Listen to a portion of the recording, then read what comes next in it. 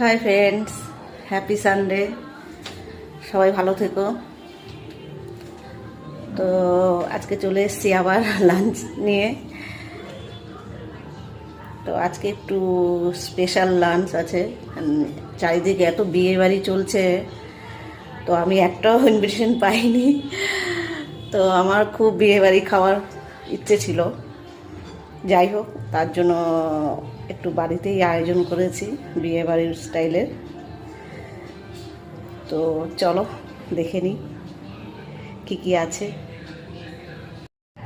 আছে ভাত, চিংড়ি মাছের পকোড়া, ফুলকপি আলু ভাজা, পালং শাকের তরকারি, মাংস, লোটে মাছ পাতুরি, চাটনি, দই, মিষ্টি, নলেনগুলোর মিষ্টি আর চিপস।